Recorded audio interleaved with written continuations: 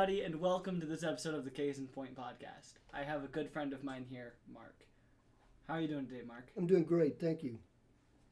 So, Mark has had a experienced life, you might say.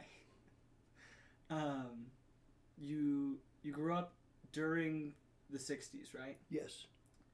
So how was that? That was a bit repressive. Is that a word, repressive? I have no idea. Oppressive. Oppressive? Oppressive, yeah. Because I always felt like I was in the wrong place at the wrong time. You were in Kansas City for most of that, right? No, I was in Hayes. You were in Hayes. I was in Hayes up through graduating college. Okay. And then I was in Kansas City for 30-some years. Okay. And then came back to Hayes when my mom got Alzheimer's. And then Dad got sick, and then he died a couple of months ago. So how old were you in the 60s? Because that's like the big... I was born in 60. You were born in 60? Yes. Okay. That makes sense, because it's... okay. I'm currently 62 years old. Yep, that's how math works. I did math real quick. So, you... After the MLK movement, 70s was when you were a teenager, right? Right.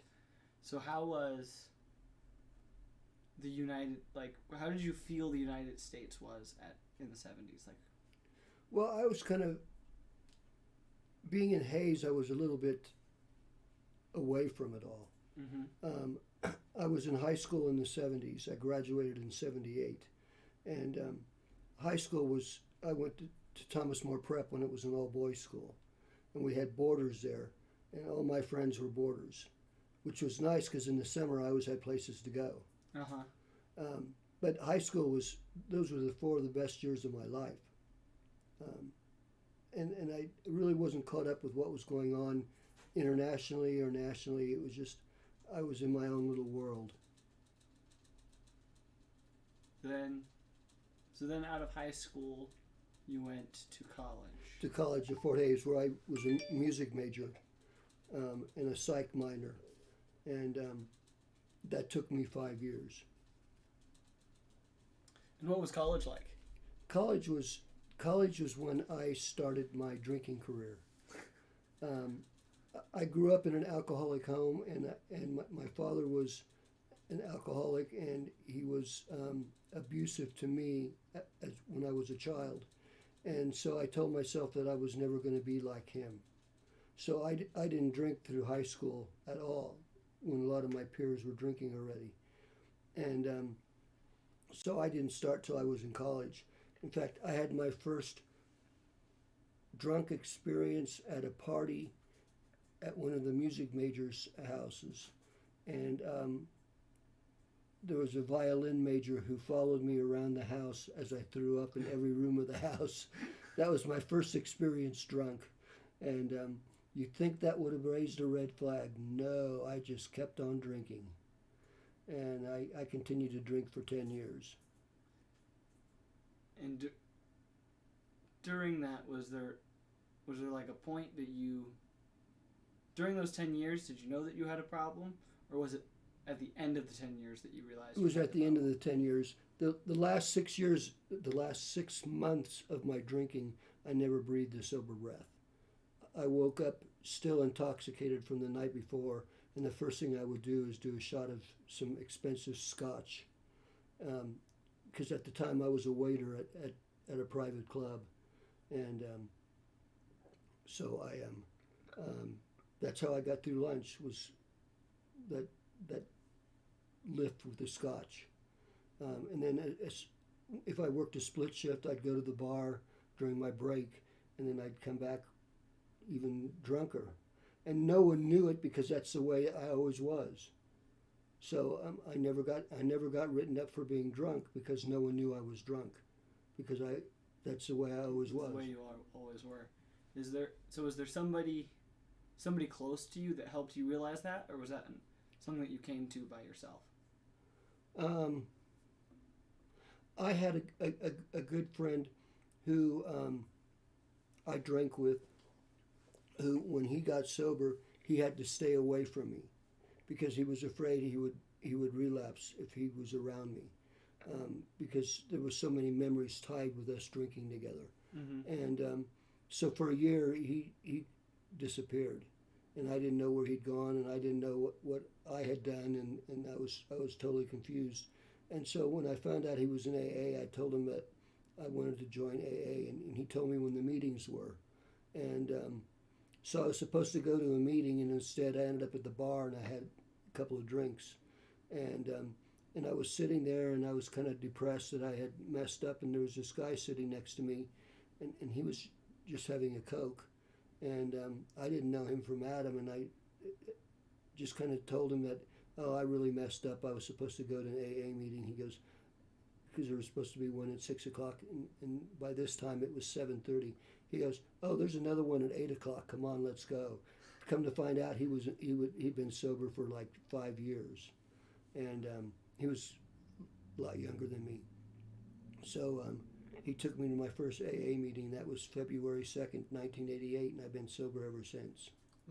It's awesome that that's something that you were able to get out of. My whole thing with the drinking was back in 30-some years ago, let's see, I'll be sober 35 years, so it'd be at least 38 years ago I tested HIV positive. And my whole thing was that I was not going to die from AIDS. I was going to drink myself to death. And I remember sitting in the bar thinking, won't this be fun? And that's exactly what I proceeded to do. And I ended up getting alcohol poisoning at a party that I was the guest bartender for. Back then, insurance didn't cover HIV. So if we had friends that ended up in the hospital, we would have fundraisers at people's homes, and the bars would donate the alcohol. And I was a guest bartender at the premium bar. And so I went through a bottle and a half of a particular liquor, and was feeling no pain, and I'd have no idea how I got home. I woke up, I was half on the couch, half off the couch. I still had my coat on, and this would have been in January, and so it was pretty cold. Pretty cold, yeah. And at that point you were living in Kansas City. I was living in Kansas City, yeah. Yeah, and I was still a waiter at this private club. It wasn't until after I got sober that my whole work ethic changed. And I attribute all of that, through all of this, whether it was conscious or subconscious, I had a belief in God. Mm-hmm. And I attribute me being here today to God. So, was you finding God, was that something that happened when you were younger or kind of after? Well, I spent several years in the monastery, and that was my best Christmas, was when I was in the monastery. And what time period was that? Was that before the drinking? That would have been before the drinking. Actually, I was drinking in the monastery. That's where I learned to drink Manhattans. and myself and the pastor would sit down and have a couple of Manhattans at night before going to bed. And I got hooked on Manhattans. In fact, when I first moved to Kansas City, my nickname was Manhattan Mark. Mm-hmm. Because that's what I drank. And then those got a little rough on me, so I switched to Scotch, and Scotch was a lot smoother. I don't know anything about alcohol. What's a Manhattan? Manhattan is bourbon and sweet vermouth. It's all alcohol. Oh, goodness. Okay. Yeah. And it's served in a rocks glass. You can have it on the rocks, or you can have it up, where there's no ice at all. It's just chilled, and it's served in up glass. So, the monastery, was that before or after you were working at the... That was before I was at the club. Before you were at the club, but yeah. After you had started drinking. After I started drinking, right. And you were in the monastery in Victoria in the Victorian monastery. So you made it through all of the drinking, and then you had more recently you had a lot of health problems. In 2003 I got the West Nile virus, and it almost killed me. In fact, I had been given 2 weeks to live, and at that point I had made peace with God, and I was ready to go. This is for everybody. Like, I was born in 2003, and right. You've been in the hospital since. You've been in and out of hospitals or since then. Yes. So that's almost 20 years of. Yes. Hospitalization and different. Yes. Because I was with the West Nile virus, I was in for almost a year, and they'd given me 2 weeks to live, and it was one of those rare occasions when neither one of my parents was in the room, and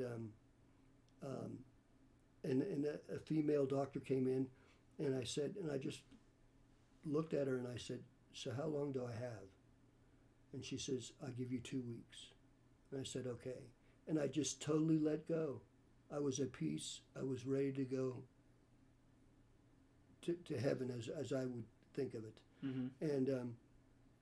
And I didn't say a word to my parents. I didn't let them know about it. And then 2 weeks went by, 3 weeks went by, 4 weeks went by.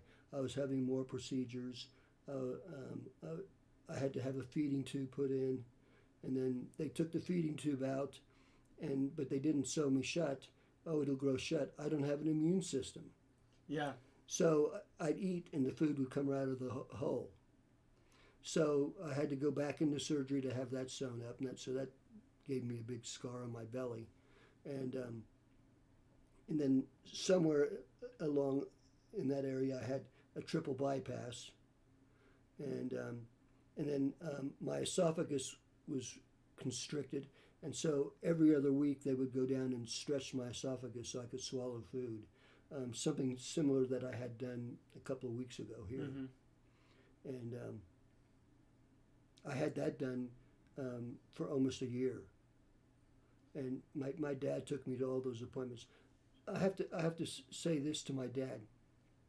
My dad knew nothing about me, which is the way I wanted it, because at the time, we weren't close. And my mom pulled him aside and she said, this is when I was in the hospital, when I first got sick with West Nile virus. There's something I need to tell you. Mark has West Nile virus. And Dad said, "Okay, how do you get that?" She said, he got it from a mosquito. And he said, "Okay." And she said, "And Mark is gay and he's got AIDS."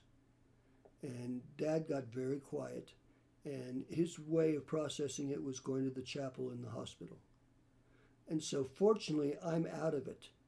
And I'm not having to deal with him dealing with it. Uh-huh. And he had dealt with it by the time I came out of my... Was your dad at this point still addicted to alcohol? No, by this point he was sober. Okay. And had he not been sober, he would not have been able to accept it. Yeah. So, I'm assuming during this time, because it's been a while, like during this time, have there been ebbs and flows of your relationship with God? Oh, yeah.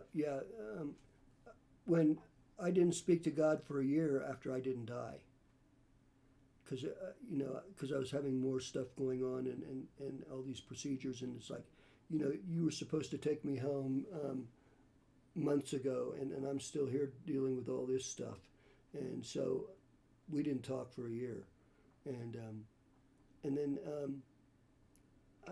I don't know where the change came from, but it was like a light went off in my head. It's like, okay, I'm not alone. I've made it this far, and there's a reason why I've made it this far, when I shouldn't have, And then I came back to my senses, and I thought, okay, God didn't leave me. I left God. And since then, I'm assuming that your relationship has grown stronger, because that's yes. Usually through the hard trials. That's when you can glorify God and have Him He helps you through those. And so is that and to anyone who's going through like a hard point in their life, is there something that you can tell them makes it easier to get that connection back? Is there something that you found that you do, or something, some prayer that you say, or something that? For me, it was just totally surrendering. It was like realizing and accepting the fact that I'm not in charge. And a lot of what helped me was AA. AA is a very God-centered program, and they use the term higher power because there's some people who don't like using the word God, and there's some people whose higher power is Jesus, and some people's higher power is a doorknob. Mm-hmm. It's whatever works for you. You know, AA does not dictate who your higher power is. It just says, have one. Yeah, I think that's pretty helpful. You see people throughout all of history, whether it be the Egyptians, or Muslims, or Jews, or Christians. They always have some higher power, and I think we're programmed to have a desire to find God, the Christian God. But if you don't find him, then you're looking for something. That's just my personal belief. Mm-hmm. But so there's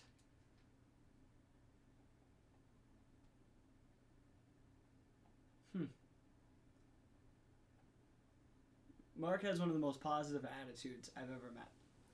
I've met a lot of people with a lot of positive attitudes. How do you keep that positive and reassuring attitude? Patience, tolerance, and acceptance. PTA. How do you do that? Because it's very difficult to be patient. Patience is... It's just something that, with time and practice, it just becomes second nature for me. And realizing that I'm not in control. I'm powerless over people, places, and things. And all these little quotes are little AA slogans. Uh-huh. But all those little cliches we use actually work. And they help keep me sober and relatively sane. I'm really grateful to have them in my life today. So how often do you look back on different circumstances in your life and go, oh, that was God? And is that something that you do pretty regularly? Oh, yeah. Do you think that's really important to do? Yes. Yes. Giving my power over to God has been the turning point of my sobriety. Yeah, I believed in God when I had to completely reevaluate who God was when I got sober, because my Catholic God wasn't working for me. Although I do consider myself Catholic, there was some things about Catholicism that weren't working for me, and so I had to reevaluate my relationship with God and who I considered God to be. And that was the real turning point for me, was knowing that basically he's my friend. You used my Catholic God and then my God. What was the difference? Well, the difference is, in my Catholic God, you have all these rituals you have to go through to get to him, and in my God, I just sit before him. Give your life to him. Give my life to him, yeah. That's where I'm at mostly. Is so I grew up LDS, and I have wanted, like, they have all these steps and things that you have to go through, and I think the best way to describe those things, a guy that I used to be in a Bible study with said, anything Jesus plus you don't need Jesus plus, you just need Jesus. Mm-hmm. So everything plus is just a distraction. And I think that that's one of the best ways of describing that. I don't know if you would agree, but that's usually the way that I tend to go with that. Now, there's things that you have to do, like I do get up and try and read my Bible. I do try and pray every day throughout the whole day, not even just like at night or in the morning. But unknown caller.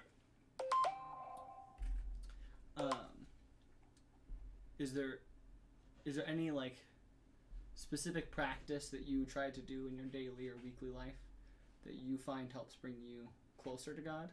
I always end my day with talking to God, praying. I pray for the people in my life, relatives and friends, people that I live with, people that take care of me, and I pray for relatives and then I pray for those that have died. And I have a long list of friends that I lost to AIDS back in the 80s, probably close to 30. The 80s was a really mispropagated time. Lots of propaganda in the 80s. Yeah. And was that something that you really struggled with in the 80s? I stayed drunk during it, so. So, not too much? I didn't. The only politics I got involved in was keeping protesters away from gay funerals. Because Fred Phelps was notorious for showing up at gay funerals and protesting. He was a Baptist minister in Topeka, and he is now deceased. And in 1999, I went to the March on Washington, which was sponsored by HRC, Human Rights Campaign, which is an organization that works for GLBTQ equal rights. And there was 1 million gays, lesbians, bisexuals, transgenders at this March on Washington. And we all marched by state. Well, Fred Phelps showed up. And of course, they came to Missouri and Kansas because we're more affected by him. How do we deal with him? And we said, just ignore him. He'll go away. And so it spread like wildfire from state to state to state to state. And within 30 minutes, no one would look at him. No one would, because he thrived on being taunted. Mm-hmm. And so no one said a word to him. Nothing. He didn't exist. And within 30 minutes, his group left, and it was a very peaceful march. Now I'm sure there was a lot of cops there in plainclothes, but you didn't see any uniformed police. I mean, it was a really peaceful march, and it was a very positive. It was a turning point for me, as far as my pride in who I am. And accepting all the various personalities that exist in my community, because it's a mixed bag, Mm-hmm. and I get really angry when people go into bars and start killing people because they're gay and lesbian and the recent attack was pretty. Yeah, that was pretty terrible. Yeah, it wasn't as traumatic as the one was in a couple of years ago. In 2016, I think was the last one. Yeah. Yeah, where 40 of them were killed then. Mm-hmm. Attacks on any group of people just because they're a group of people. Yeah. I remember when I was 17. It was my sophomore year. There was somebody who went into a synagogue and had shot many Jews. Yes. One of the Jews that they had shot was a Holocaust survivor, which is horrible. Terrible. They went through all of that garbage back almost 100 years ago now, just so that they could die to a crazy person. Yes. Yeah. But that kind of hate is just not. Well, we've had attacks on black churches too. Yeah. You know, and it's just it's all based on ignorance. These people need God. Yeah, they need Truthfully, God. they need God. That's just about the only thing to help And them. a lot of them are doing it in the name of God, which is so ironic, and it's blasphemous. A lot of those people are just tricked. They're tricked into thinking that Satan is God. So I just started writing. I don't know what it will turn into, but I started writing this like different. Yesterday I was listening to a podcast, and it kind of inspired me to write the difference between God and Satan, and how blurred those lines have gotten.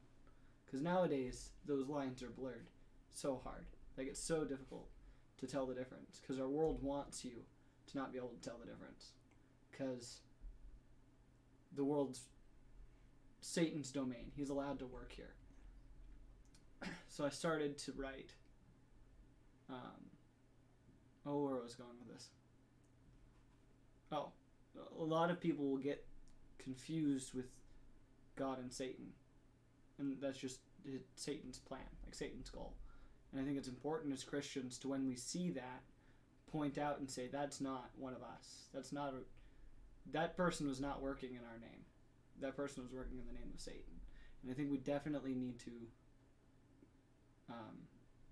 as Christians, point that out to people, because I have had, with the recent shooting of the LGBTQ bar, a lot of people are mad at Christians for saying thoughts and prayers, but they're not. These Christians aren't doing anything, and to me, those aren't real Christians. No. At that point, when you just say thoughts and prayers, and you don't go to your friends and ask if they're okay, that's not true Christianity. That's, if anything, just laziness. Being lazy with the word of God in the name of God, which is in the name of God, yeah. Which itself is blasphemous. But is there? I don't know where I was going with that. But to you, is there anything that you see a lot in either in the past or of now, that people are getting confused a lot with God and Satan? Is there something in particular that you've noticed? Well, the one thing, because of the history of various churches condemning homosexuality, you'll find a lot of gay people who have pulled away from God. They believe in God, but not in any particular faith. And although there is a growing number of Christian-based gays and lesbians again, that are very active. MCC Church is real popular, Metropolitan Community Church, which is real popular. There's one on the Plaza in Kansas City, and they have a large percentage. In fact, I think their minister is gay. They have a large percentage of gay, lesbian, bisexual members that go there regularly every Sunday, and so it's not, the gay community is not godless. If anything, a lot of them are searching for a God of their understanding, and I wherever they find that, more power to them. Yeah, I think that's something a lot of people struggle with, is trying to find a God to their understanding. That's probably one of the hardest things in AA, is finding that higher power, because some people come in as atheists, and until they find a higher power, and I don't care if it's just a doorknob, you have to believe in something greater than yourself, because ego stands for easing God out. For sure. And that's a lot of the problems with us as alcoholics, is we tend to ease out God and other important aspects of our life. The podcast I was listening to last night, I was talking to you about it yesterday, but they kept using these different names. So they used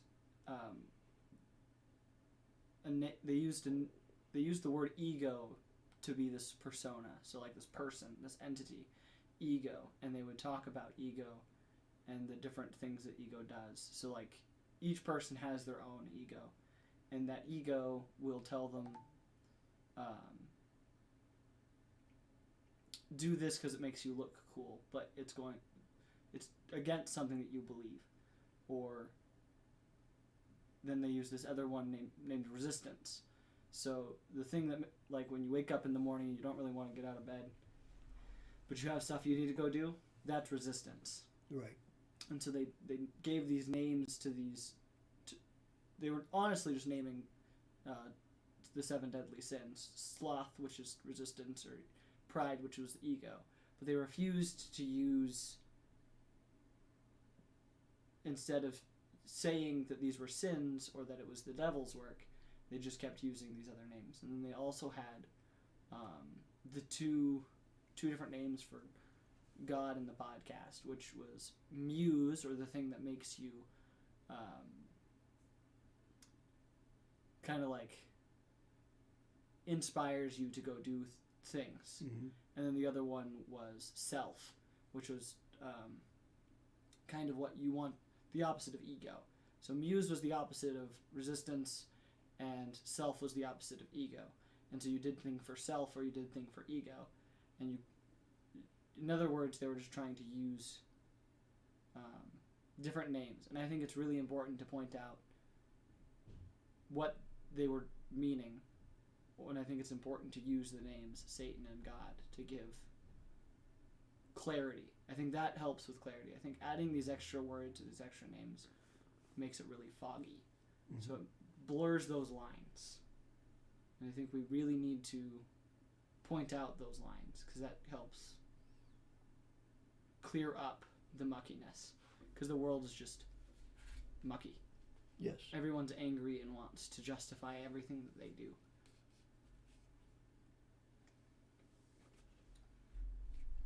That reminds me of a saying: our lives are shaped by those who love us and by those who refuse to love us. Mm-hmm. And that's an interesting one. That'll lead me into my next little rant. So there's big difference between love and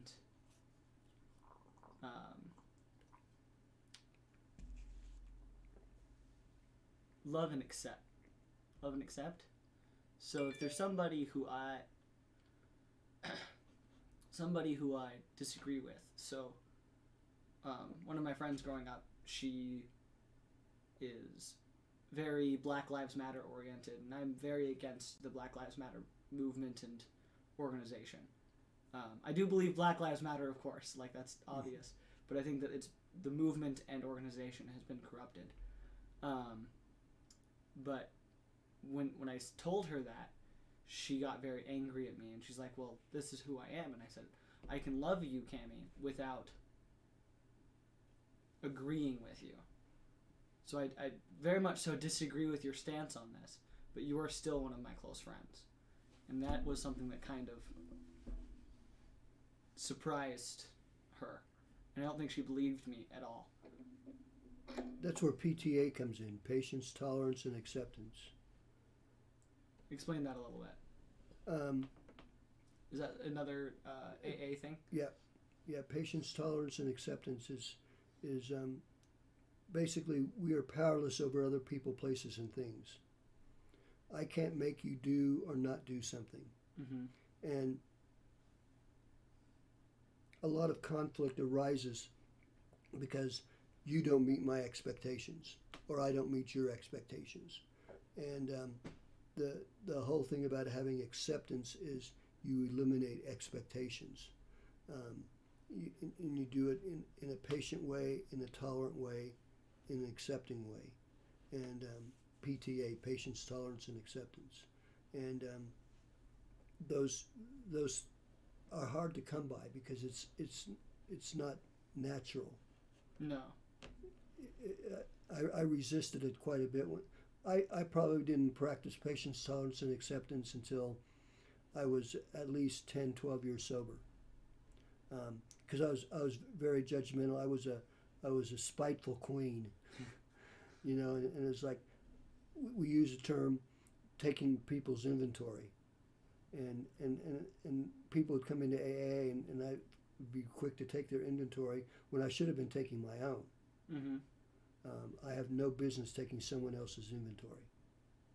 And that, you mean by that just like Judging them. judging them, Yeah. getting there. So what does judgment mean to you? What is that? If I'm to judge you for something, what does that encumber? If I'm being judged, it's very often out of context. And unless you're in my shoes, you have no business judging me. I see. So judgment is a really weird thing in my mind. So there's two ways of judging people. There's one of judging somebody to a healthy level and one of judging somebody to not. So I make a judgment on every person I meet, right? So I meet you and I'm going to go, okay, this person probably thinks these things, probably does this, and then there's the second part of judgment, which is how you treat them because of the first judgment. The first judgment isn't always bad because I know it's evaluating somebody, right? You're making a judgment based on the situation. So, for example, if I'm walking down the street and I see a guy hiding behind a lamppost with a knife, I'm making a judgment. My judgment is that person's not very safe. So I'm not going to go over there, which that's an okay part of judgment. But then there's the second part of judgment of which you are discriminatory or you are... Which is a gay person I run into a lot. Yeah. And again, I don't even know if discriminatory is terrible, because if there's a person with a knife, I'm going to discriminate walking next to him. Sure. But, so being able to justify where the line of discrimination is.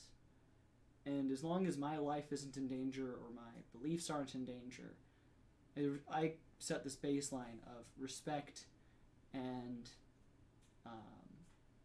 value I give to each person. And once, when you change the level of danger to my life, to someone else's life, or to my beliefs, then things can start to shift a little bit. So, for example, I won't walk to the guy next to a knife. Or if I know there's something dangerous and I have kids, I don't have kids. But if I have kids and I know that there's someone who I don't want them teaching my kids something, I won't put my kids in that situation. Right. Technically, that is me judging that person. But when I talk to that person, I'm not going to actively be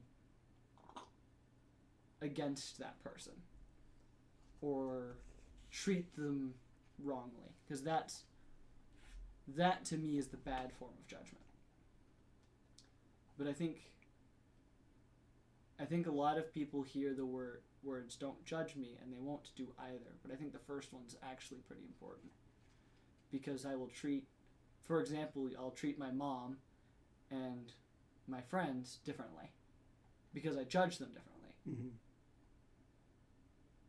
But I'll treat both with respect and, at minimum, respect of life. So, God's creation respect.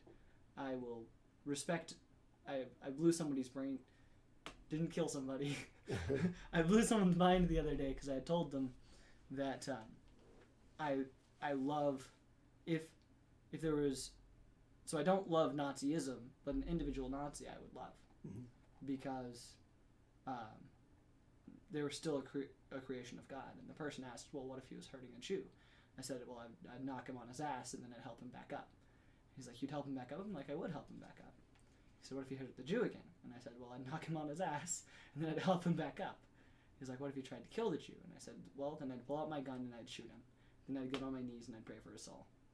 And that was something this guy just didn't quite comprehend. And I do judge the Nazi and the Jew differently. But if the Jew were to die before I got there, I would still get on my knees and pray for his soul. Mm-hmm.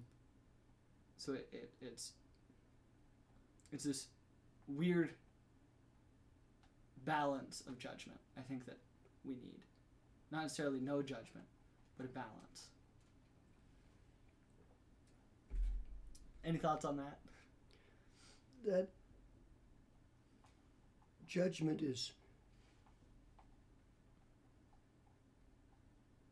it's like a two-edged sword, and you have to be careful. Some judgment is just natural.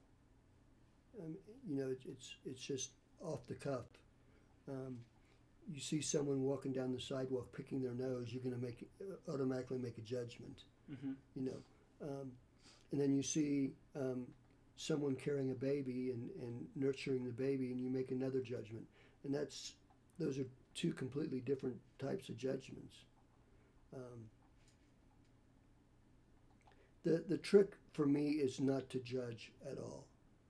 To be completely neutral to be completely neutral?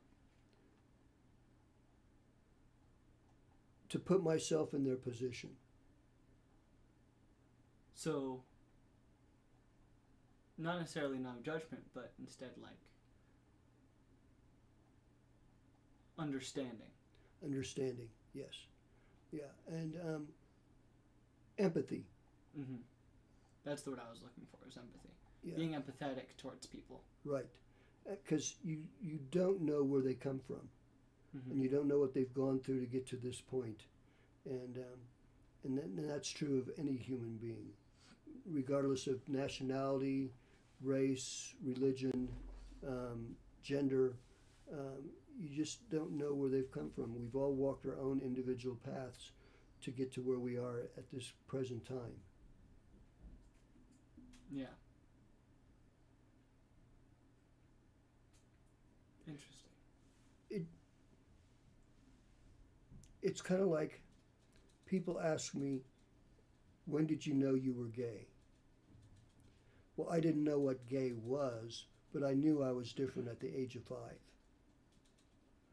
And I knew there was something different about me from other boys in my class.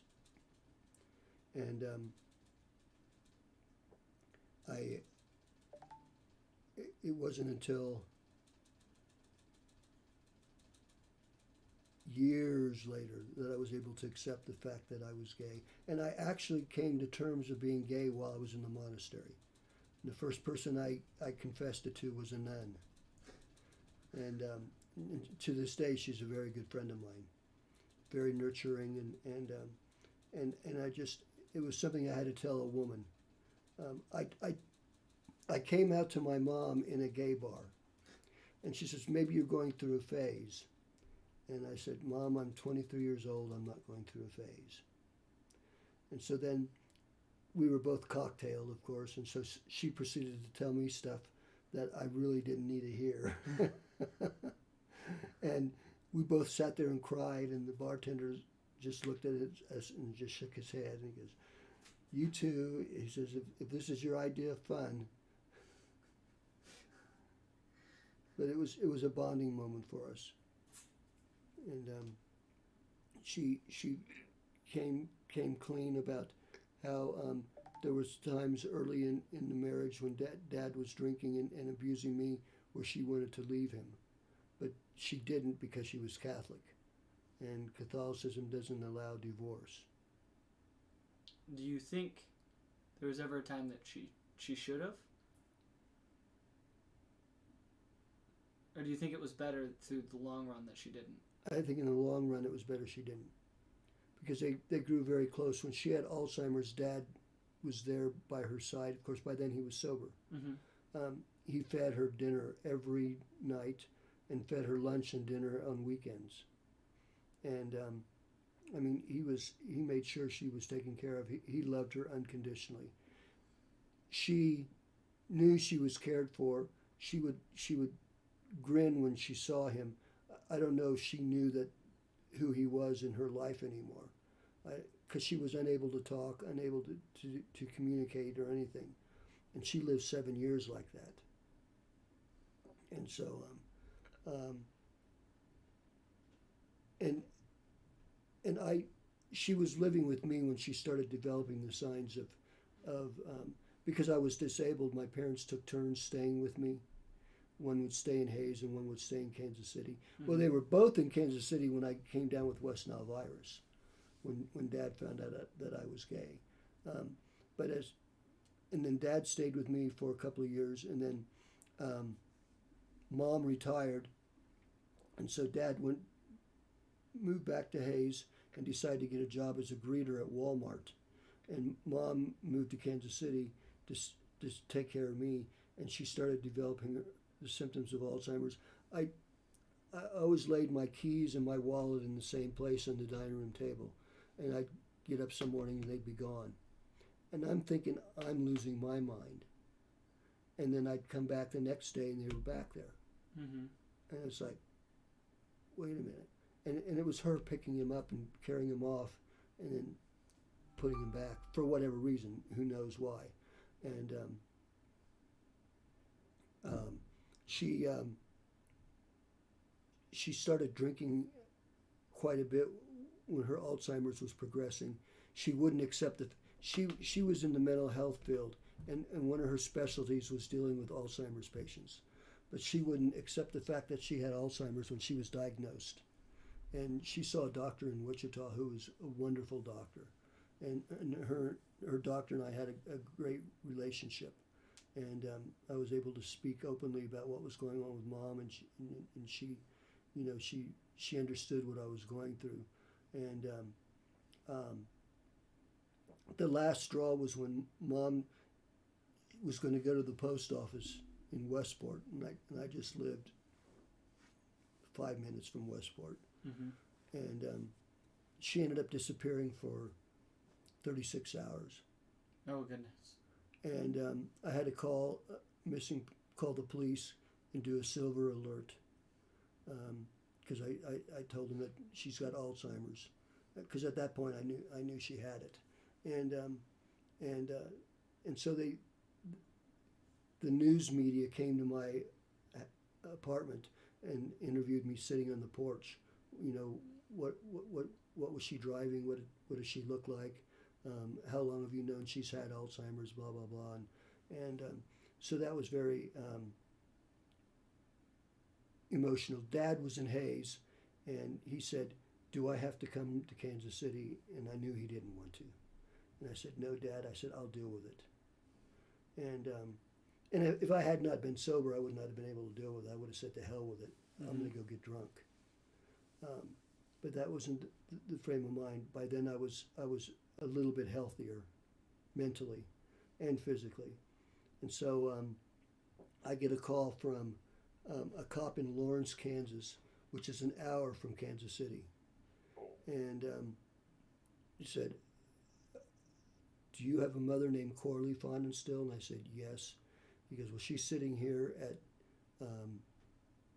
one of those 24-hour restaurants." Fast food place, or was it a? It's a sit-down restaurant. We have one here in Hayes.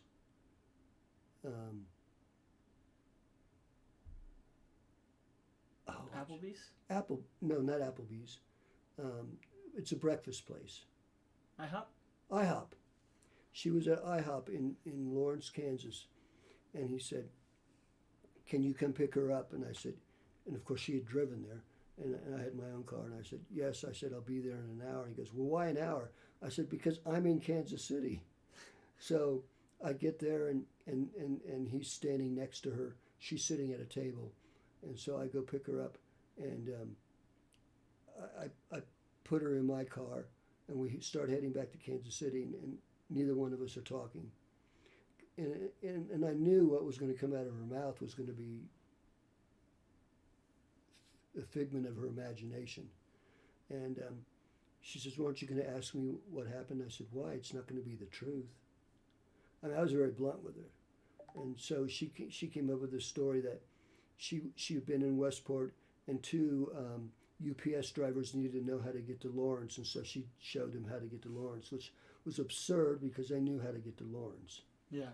You know, and then she was, supposedly got followed by people while she was in Lawrence, and and she ended up out in the country and blah blah blah, and it was so convoluted, the story, and um, I just wouldn't accept it.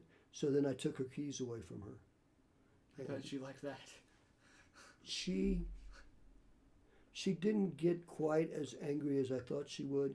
Um, uh, she realized, I think, whether it was conscious or subconscious, she realized she'd messed up, Mm-hmm. and um, of course, then I called the police and said, I've got her back here. You know, you can cancel the silver alert, and the the police were very, very, very kind, and the news media was very kind, and it's something I wouldn't wish on anyone. So I, as a CNA, I work with a bunch of dementia residents, and that's just such a weird, terrible disease. Just being able to forget, Oh, it's horrible. being able to forget things, everything. Like it's just wouldn't. Yeah, like you said, I wouldn't wish it upon anyone. It's just such a. To me, that is. There aren't very many things that I'm afraid of anymore, but that is still one of them. I remember laying in the hospital with West Nile virus, and Mom and Dad took turns spending the night in the hospital with me. And I would look over there in that chair that they were sleeping in, and I think, I know them, but who are they? And so I'd go through a list of people, and I did this every night until I would realize it was my father or my mother. I mean, I had to relearn people's names over. That's why I have a really hard time remembering names now. I mean, it took me forever to remember yours. Yeah. And it's not because of a lack of respect. It's just that my brain Won't download the information. download the information, and that's part of the side effects of having had the West Nile. There's going to be long-term effects of having had that for the rest of my life, and I just have to accept it. You know. So is that the West Nile virus? Until I met you, that's something I had never even heard of. What? It's caused by a mosquito, and a mosquito bit me and was carrying the West Nile virus, and it basically I collapsed in my apartment, and my friend John, who was the one that called while we were talking, found me collapsed in my apartment, and he called 911, and ambulance took me to the hospital. So I woke up days later in the hospital not knowing what was going on. I had been at a staff meeting, and they sent me home because I was just spacing out. There was obviously something wrong with me. And then I went home, and that's when I collapsed, and then they found me, and it was Heidi and John, and they found me, and they faithfully came and saw me in the hospital every day, even though I wasn't aware of it a lot of the times. They were good friends. So you get it from a mosquito, and does it? So it has a lot of memory things. Does it have other side effects, or is it the whole body just kind of shuts down? And it didn't help matters that I was HIV positive. It just that just aggravated it. They finally ended up giving me this IV solution, and it was to help me kind of put on weight because I was down to 90 pounds. That's insane. Yeah, I was down to 90 pounds. And so they're giving me this IV solution that in the bottle looked like a chocolate shake, but it's going in through my veins. And that was experimental. And I'm convinced that's what saved my life. Do you know what that was? I have no idea. No idea. So, no. How long did it take them to figure out that it was the West Nile virus? Was that something they figured out pretty That fast? took them a month. That took them a month to figure out what it was. To figure out what it was. Because now West Nile viruses are reported in the media. You know, every time there's a case, okay, we've had 3 cases of West Nile virus in the Kansas City area, and it's just a warning to wear bug spray and stuff like that. But I wore long sleeve shirts and a suit, and so it had to have gotten me on the neck or the hand, unless it came inside the apartment, and when I was disrobed, it got me somewhere. But I don't ever remember itching, and mosquitoes made me itch like crazy. That's So it was. reminds you how like fast everything can change. Oh my gosh. Just literally everything can change in just a matter of Well, that due to a mosquito bite. that disabled me. Yeah.